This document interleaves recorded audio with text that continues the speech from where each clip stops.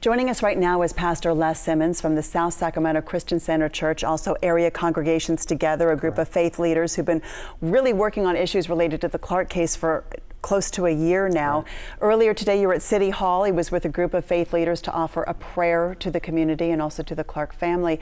And in addition to prayers, you've been working on some very specific goals, and we actually have those up on a screen for you so you can kind of follow along. These are things you've been working on, and let's start with discipline for those officers. Right. I think thank you for covering the story today. It's been as you can imagine, a very challenging, emotional day for the Clark family, as well as for all the Sacramentans, right? And what we've been working with Sacramento ACT area congregations is to really get a gauge of what justice looks like, both from the family and from Sacramento ACT faith leaders. And as you know, it's over 56 congregations making up over 60,000 members. And what we have heard is that we no longer want these officers policing our communities. We want to strengthen the police commission that currently exists in the city of Sacramento, as well as increase the use of force policy here in Sacramento that mirrors that of some of the state legislation around AB 392. We think if those things are implemented, it would not only help our community heal, it would lead the nation of what justice looks like in these moments that we see here locally as well as nationally as well. And the bottom line of that is a deadly force would be justified only if there were no other options available. Correct. That's the bottom line. Correct. And we heard the AG say that guardian and not warrior, right? That's a powerful thing to be able to issue verbal commands. I think that if the verbal command and the guardian and not warrior style of policing was implemented on March 18th, 2018 at 9 o'clock, Stephon Clark would still be here today.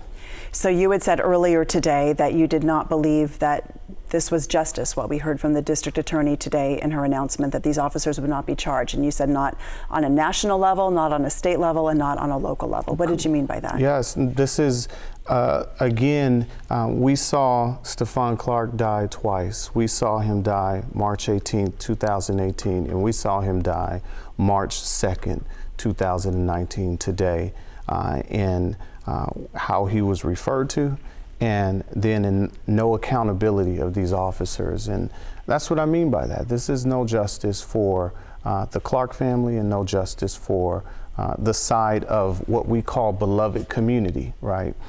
Dr. King lifted up the whole idea of beloved community, which stands on justice, which stands on love, which stands on belonging. And this is not that. And I think we have an opportunity as Sacramento to lead not only the state, but the nation in redefining what justice looks like for these incidents that we often see too much of. We did hear new information, quite a bit of new information from the district attorney today as she was outlining the evidence she weighed to make her decision. So did any of that change your view of this case? It actually did not in no way, shape, or form, because she used the platform to build a case of almost like Stephon Clark was on trial. But instead of the two officers, she pointed out some things that I feel and the community feels did not need to be pointed out, and put the focus on some other set of scenarios instead of on the fact that he was killed. These two officers fired 8 shots that entered his body, 20 rounds were fired, and there are no criminal charges filed against them. At the same time, you were telling me earlier you were out with protesters today, and you've seen SAC PD doing some things right.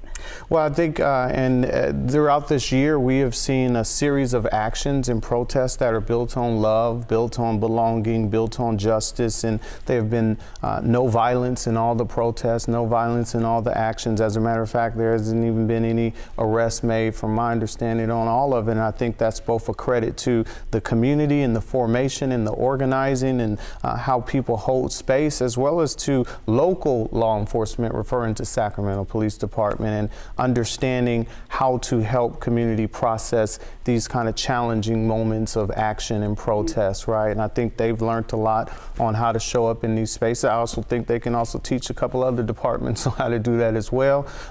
Now where we can use their leadership is holding these officers accountable on a local level. let's go back to the planning that went into anticipating this decision coming out today. Some leaders had set up these safe spaces and places in the community where if you felt angry or lost or you just wanted to talk about ways to move forward, these were places to go. And I think some of them at this point are just about to close, but they were open for much of the afternoon. What do you think of that as a strategy, and are there other things that you think can be done to help this community heal? I think everybody's doing what they can to both help our community heal through this, help us get to the other side of this. I would say we need as many spaces open, congregations and listening and healing spaces to help process this, trauma spaces to treat the trauma of it, just as much as we also need the spaces around justice that really are helping to redefine what that looks like for us locally now that we've heard from the DA. I think the healing cream for this, and that's the word we'll use, the healing cream for this is justice, is accountability, and this community has lifted up those 4 values of what we feel justice looks like. Pastor Simmons, thank you for your time. Thank you.